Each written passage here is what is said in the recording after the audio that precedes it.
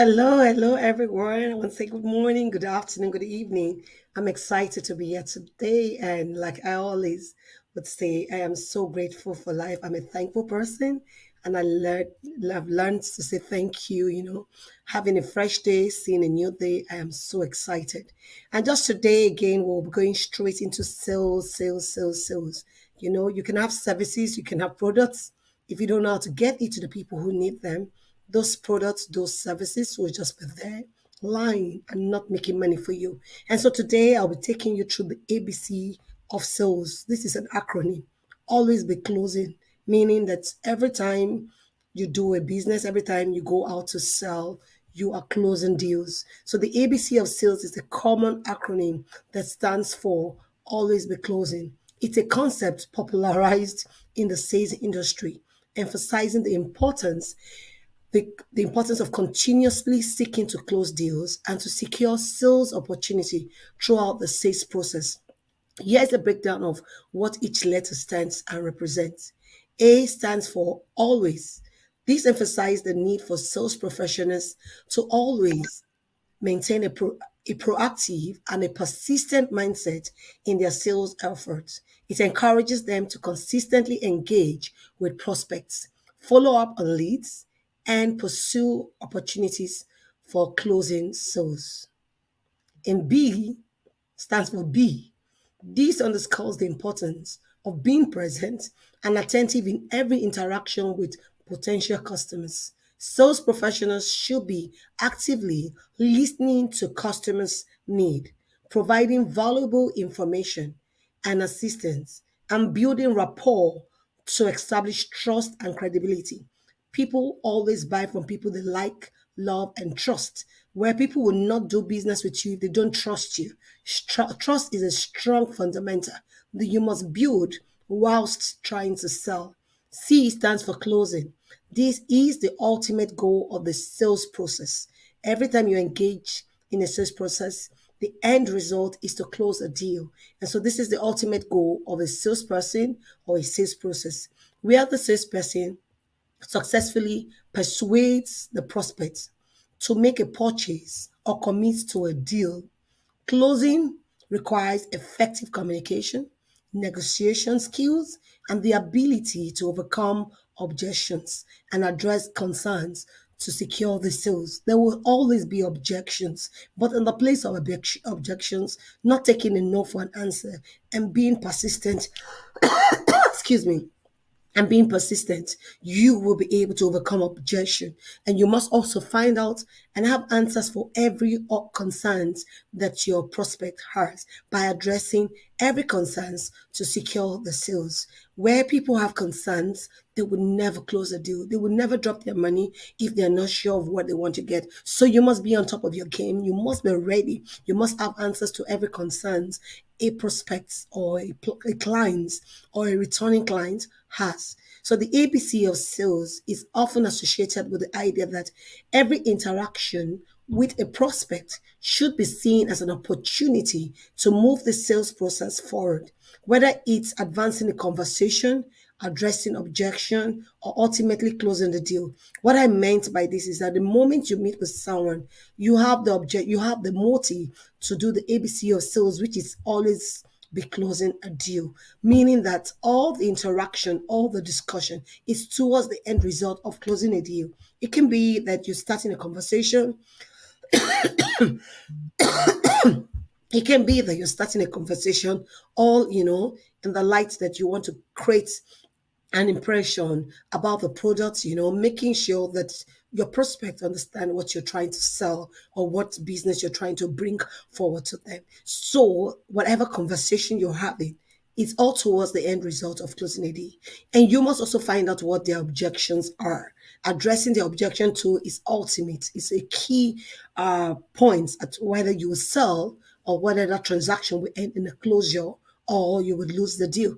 So ultimately, closing the deal is the ultimate goal of every salesman or every salesperson or everyone in business. We are meant to, we want to sell, we want to make money. If you're in business and not making money, you want to check out again. What are you doing? You want to check out what is working and what is not working for you. So by adopting this mindset, sales professionals can maximize their effectiveness in driving revenues and achieving their sales targets. As a salesman, you must have a goal of what you want to achieve this week, what you want to achieve in 1 month, what you want to achieve in the quarter, what you want to achieve in the year. At the end of the result, at the end of the day, you want to sit back and say, okay, I have been doing this in the last few months. What have I gotten? What has been my revenue? What are my obstacles? You want to address those issues so that you can take off every obstacles, anything that could stop you from making the kind of revenue you want to make or stopping you from achieving your sales target.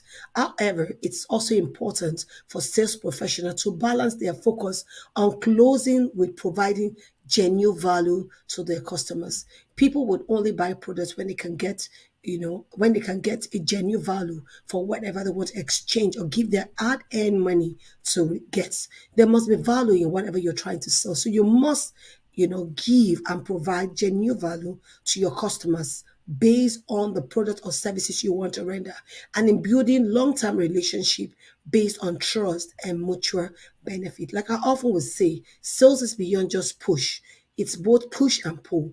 You don't want your relationship with your customer or your prospect to be transactional. You want to build a long-lasting relationship such that they're able to do a repeat buy from you, and also they're able to refer all this to you, and they can trust your product. And like I often will say, that one-to-one referral are a great way to increase your customer base. And like I often will say that sales is a funnel like kind of shape.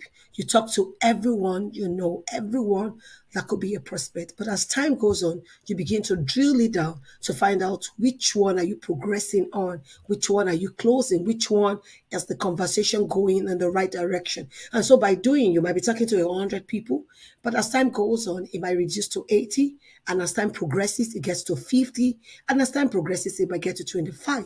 And such that at the end of the day, you might just be talking to just 10 people that you're about to close deals with me, because you've already, ascertained to see that, oh, maybe this person is not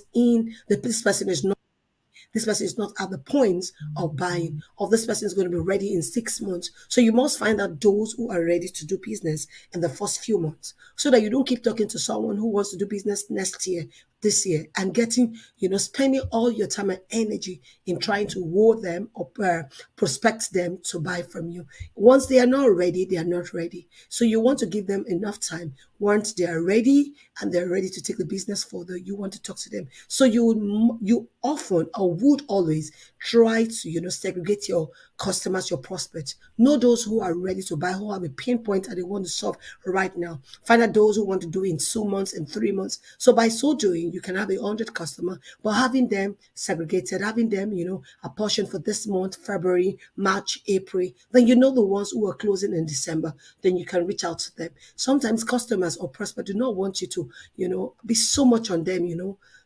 Calling them too often or too much. So it looks like, oh, this person is just thinking, oh, product to me, and not even finding out if I am ready or I want the product. So beyond that, as a salesperson, your relationship with your prospects and your customers should be a long-lasting one, not a transactional one, so that you can, in the near future, your revenue can improve, can increase. When people know that they can trust you, they can buy from you.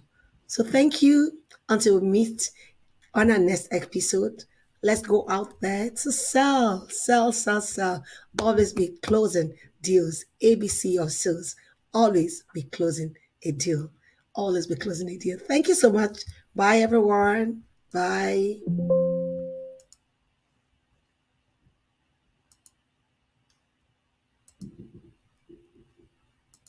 Are you thinking of how to publish your book on Amazon, or how to get your published book to become an Amazon bestseller book? Dip Insight Books is the perfect in-between solution in transforming your ideas into a book.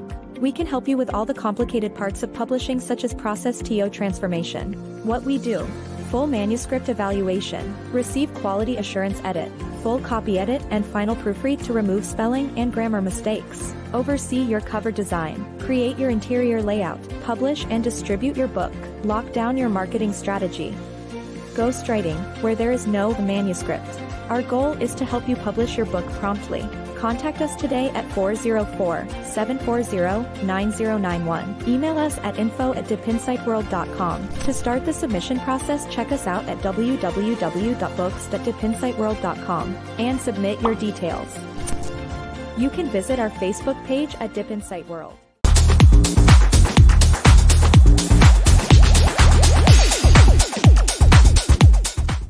If you've made it this far into this video, thank you for watching.